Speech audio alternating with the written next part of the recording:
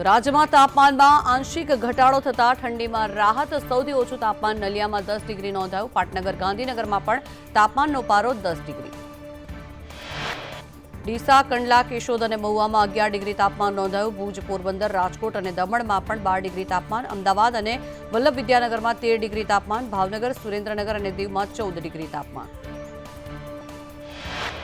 રાજધાની દિલ્હીમાં ઠંડીનું મોજું યથાવત. ગાઢ ધુમ્મસના કારણે થઈને વિઝિબિલિટીમાં ઘટાડો નોંધાયો. વાહન ચાલકો મુશ્કેલીમાં મુકાયા. દિલ્હીમાં ગાઢ ધુમ્મસના કારણે થઈને અનેક ટ્રેનો પણ લેટ થઈ. મુસાફરો અટવાયા. અયોધ્યામાં પણ ધુમ્મસનું વાતાવરણ. ઠંડીમાં પણ રામલલાના દર્શન કરવા માટે ભક્તો અધીરા બન્યા. ઉત્તર ભારતમાં પહાડો પર શરૂ થઈ બરફવર્ષા. અટલ ટનલ પાસે પણ બરફના થર જામ્યા. જમ્મુ કાશ્મીરના ગુલમર્ગ, સોનમર્ગમાં હિમવર્ષા. જોજીલા પાસે મીના માર્ગ રસ્તા પર બરફ ફેલાયો. લેહમાં પણ હળવી બરફવર્ષાથી સ્થાનિકો ખુશ. હિમાચલ પ્રદેશમાં બરફવર્ષા. હિમાચલના કાંગડા અને સોલાંગમાં પણ ચારે તરફ બરફની ચાદર છવાઈ. વડાપ્રધાન નરેન્દ્ર મોદી એનસીસીની વાર્ષિક રેલીને સંબોધન કરશે. દિલ્હીના કરિયપ્પા પરેડ ગ્રાઉન્ડમાં સંબોધન. એનસીસીના 2200થી વધુ કેડેટ્સ સામેલ થશે. બિહારમાં રાજકીય ઘમાસાણ વચ્ચે મેરાથોન બેઠકો. જેડીયુ અને આરજેડી વચ્ચે ગઠબંધન ગમે ત્યારે તૂટી શકે. નીતિશ કુમાર ગમે ત્યારે રાજીનામું આપે તેવી શક્યતાઓ. નીતિશ કુમાર એનડીએમાં જોડાવાની અટકળો વચ્ચે બેઠકોનો દોર. ભાજપ અને આરજેડીના ધારાસભ્ય દળની બેઠકનું આયોજન. ભાજપના તમામ સાંસદો અને ધારાસભ્યોની 4 વાગે બેઠક. આરજેડીના તમામ એમએલએને બેઠકમાં હાજર રહેવાના આદેશ. બિહારના રાજકીય માહોલ પર તેજસ્વી યાદવનું મોટું નિવેદન. કહ્યું, સરળતાથી સત્તા પરિવર્તન નહીં થવા દઈએ. ફરીવાર સરળતાથી સત્તા પર નહીં બેસવા દઈએ. આરજેડી દલિત ચહેરાને કરી શકે છે આગળ. લોકસભા ચૂંટણીને લઈને ભાજપની બેઠકનું આયોજન. અમદાવાદ શહેરની બૃહદ બેઠકનું આયોજન કરવામાં આવ્યું. પ્રદેશ ભાજપ અધ્યક્ષ CR પાટીલની ઉપસ્થિતિમાં બેઠક. અમદાવાદ, ગાંધીનગર બેઠકોના પદાધિકારી રહેશે હાજર. દેવભૂમિ દ્વારકામાં એક જ પતિની 2 પત્નીઓ બાખડી. ઝઘડા બાદ બંને પત્નીઓએ ઝેરી દવા ગટગટાવી. ઘટનામાં એક પત્નીનું મોત થયું. અન્ય એક હોસ્પિટલમાં સારવાર હેઠળ.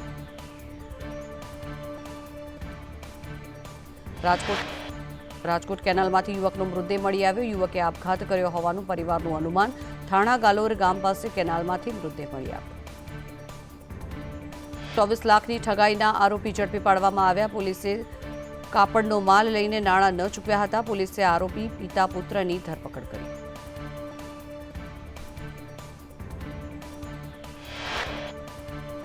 વડોદરાના કારેલીબાગ પાસે ડમ્પર ચાલકે કારને 100 મીટર સુધી ઘસેડી. સદનસીબે કાર ચાલકને સામાન્ય ઈજાઓ પહોંચી. ડમ્પર ચાલક નશાની હાલતમાં હોવાની આશંકાને કારણે લોકોમાં ભારે રોષ. સોમનાથ નજીક તંત્રનું મેગા ડિમોલિશન. સરકારી જમીન પર ઊભા કરાયા હતા દબાણ. 21 પાકા મકાન અને 100 જેટલા ઝૂંપડા તોડી પડાશે.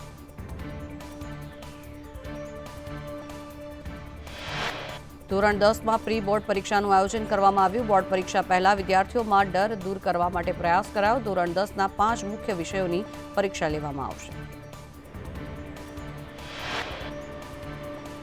સુરતમાં 10 વર્ષના બાળકના ફેફસાની સફળ સર્જરી. મનપા સંચાલિત સ્મીમેર હોસ્પિટલમાં ઓપરેશન કરવામાં આવ્યું. બાળકના ફેફસા સંકોચાઈ જતા સર્જરી કરવાની ફરજ પડી. રાજકોટમાં 24 કલાકમાં 5 લોકોના હાર્ટ એટેકના કારણે થઈને મોત થયા. 22 વર્ષથી લઈ 51 વર્ષ સુધી લોકોના મોત થયા. સૂર્યદીપસિંહ વાળા અને અજય સોલંકીનું પણ હાર્ટ એટેકના કારણે થઈને મોત થયું. અમદાવાદમાં બનાવાયેલા ટાયર કિલર બમ્પ ગાયબ થયા. રોંગ સાઈડ આવતા લોકોને રોકવા માટે બમ્પ બનાવવામાં આવ્યા હતા, પરંતુ હાલ આ પ્રકારના બમ્પ ગાયબ થયા. અમદાવાદના ચાણક્યપુરી બ્રિજના છેડે બનાવવામાં આવ્યા હતા બમ્પ. થોડા દિવસ પહેલા બનાવાયેલા કિલર બમ્પનું નામો નિશાન જોવા નથી મળી રહ્યું. કિલર બમ્પ હતા ત્યાં માત્ર સાવધાનના બોર્ડ જ રહ્યા છે. વડોદરા હરણીબોટ દુર્ઘટના કેસના આરોપીઓના રિમાન્ડ મંજૂર. પરેશ શાહ અને ગોપાલ શાહના 8 દિવસના રિમાન્ડ મંજૂર કરાયા. સરકારી વકીલે 10 દિવસના રિમાન્ડ માંગ્યા હતા.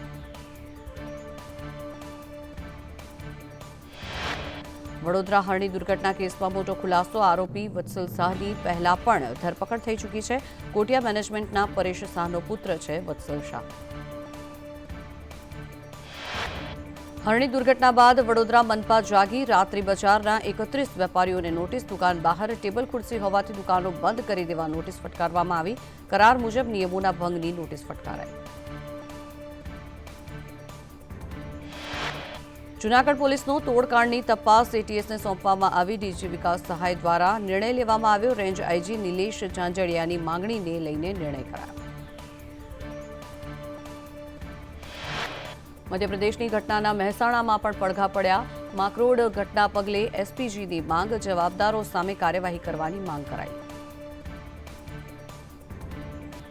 પંચમહાલમાં મુસાફરોનો જોખમી સવારીનો વીડિયો સામે આવ્યો. કાયદાના લીરે લીરા ઉડાડતા દ્રશ્યો સામે આવ્યા. ખાનગી બસ પર ક્ષમતા કરતાં વધુ મુસાફરો બેસાડવામાં આવ્યા. મહેસાણાના એસટી કર્મચારીએ કડી ડેપો મેનેજરની હેરાનગતિથી કંટાળીને આપઘાતનો પ્રયાસ કર્યો. અશોક ચાવડા નામના કર્મચારીએ ઝેરી દવા પીને આપઘાતનો પ્રયાસ કર્યો. ખેડા જિલ્લાના ઠાસરા તાલુકાના નેશ ગામમાં પંચાયતની હદમાં 2 રોકટોક વૃક્ષોનું નિકંદન કાઢી લાકડાનું વેચાણ કરવામાં આવે છે. લીલા વૃક્ષોનું નિકંદન થતાં પર્યાવરણ પ્રેમીઓમાં ભારે રોષ. બનાસકાંઠાની કન્યા નિવાસી શાળામાં આચાર્ય શિક્ષકને હટાવવા મુદ્દે વાલીઓના ધરણા. 3 વિદ્યાર્થીનીઓને કારણ વગર કાઢી મૂકવામાં આવી. આચાર્ય શિક્ષકના ગેરવર્તનથી વિદ્યાર્થીઓ પરેશાન. પાટણ જિલ્લામાં નર્મદાની કેનાલ ઓવરફ્લો થવાની ઘટના યથાવત. રાધનપુર નર્મદા વિભાગની વધુ એક બેદરકારી સામે આવી. સાંતલપુર વિસ્તારમાં પસાર થતી કેનાલ ઓવરફ્લો થતા ખેતરો જળમગ્ન બન્યા. ગોધરા અને વેગનપુર વિસ્તારમાં પાનમ કેનાલમાં સમાવિષ્ટ છેવાડાના ગામડાઓમાં પાણીની સમસ્યા સર્જાતા ખેડૂતોમાં ભારે રોષ જોવા મળી રહ્યો છે. ખેડૂતોને ખુશ કરવા માટે થઈને અધિકારીઓએ નજીવું પાણી છોડીને બંધ કર્યું. અમદાવાદ સોલા સિવિલમાં વાયરલ ઇન્ફેક્શનના કેસમાં વધારો નોંધાયો. એક અઠવાડિયામાં વાયરલ ઇન્ફેક્શનના 1000થી પણ વધુ કેસ નોંધાયા. ઠંડીના કારણે થઈને શરદી અને ઉધરસ અને સાથે જ તાવના કેસમાં પણ વધારો નોંધાયો. ગુજરાતમાં સૌપ્રથમ સુરત પોલીસ દ્વારા સાયબર મિત્ર ચેટબોટ શરૂ કરવામાં આવ્યું. ગણતરીના સમયમાં જ પોલીસને સમસ્યા જણાવી તુરંત માર્ગદર્શન મેળવી શકાશે. સુરત પોલીસે આર્ટિફિશિયલ ઇન્ટેલિજન્સ એઆઈથી ચેટબોટ બનાવ્યું. રાજકોટમાં આશા ફૂડ્સ અને જે.કે. સેલ્સ સામે આરોગ્ય વિભાગની કાર્યવાહી. શંખ જીરું પાવડરનો ઉપયોગ કરવામાં આવતો હતો. આરોગ્ય વિભાગે બંને પેઢીઓને સીલ કરી. રાજકોટ મનપાનો સંગીત સંધ્યા કાર્યક્રમ નિષ્ફળ ગયો. યોગ્ય આયોજનના અભાવે કાર્યક્રમ નિષ્ફળ રહ્યો હતો.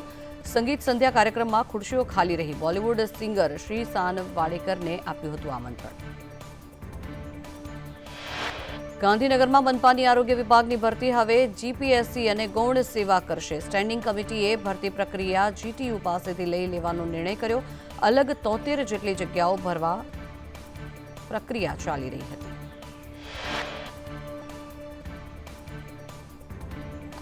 તો બાવળામાં દિવાલ ધરાશયી થતા બાળકીનું મોત થયું. રૂપાલ ચોકડી પાસે કન્સ્ટ્રક્શન સાઇટની દિવાલ ધરાશયી થઈ. દિવાલ ધરાશયી થતા માતા પુત્રી ટટાયા. 6 વર્ષની બાળકીનું ઘટના સ્થળે જ મોત. ગઢડા એસબીઆઈ એટીએમમાંથી ₹36.66 લાખની ચોરી કરનારા 4 આરોપીઓને પોલીસે રિકન્સ્ટ્રક્શન કરાવ્યું. 19 જાન્યુઆરીએ રાત્રે એટીએમ તોડી ચોરીને અંજામ આપવામાં આવ્યો હતો. ઝડપાયેલા આરોપીના 3 દિવસના રિમાન્ડ મંજૂર કરાયા. અમદાવાદમાં સગીરના આપઘાત કેસમાં કાર્યવાહી. સાયબર ક્રાઇમે 3 આરોપીની ધરપકડ કરી. એમપી અને યુપી બોર્ડરથી બંને આરોપી ઝડપી પાડવામાં આવ્યા. અંગત વિડીયો વાયરલ કરવાની ધમકી આપી પૈસા પડાવ્યા. જૂનાગઢમાં જુગારની ડ્રાઈવના મેસેજનો આધાર લઈ ખોટો રેકોર્ડ તૈયાર કરવામાં આવ્યો. બેંક ખાતાને અનફ્રીઝ કરવા માટે ₹25 લાખ માંગ્યા હોવાનો આક્ષેપ.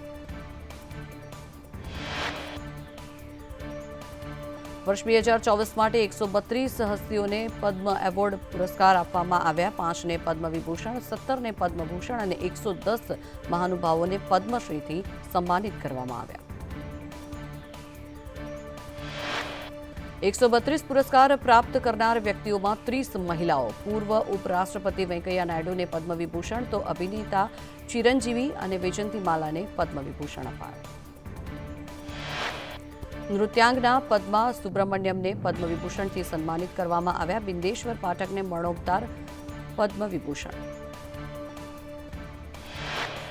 તો પૂર્વ કેન્દ્રીય મંત્રી રામ નાયકને પદ્મભૂષણ આપવામાં આવ્યો. અભિનેતા મિથુન ચક્રવર્તીને પદ્મભૂષણથી સન્માનિત કરવામાં આવ્યા. સંગીતકાર પ્યારેલાલ શર્માને પણ પદ્મભૂષણ એનાયત કરાયા.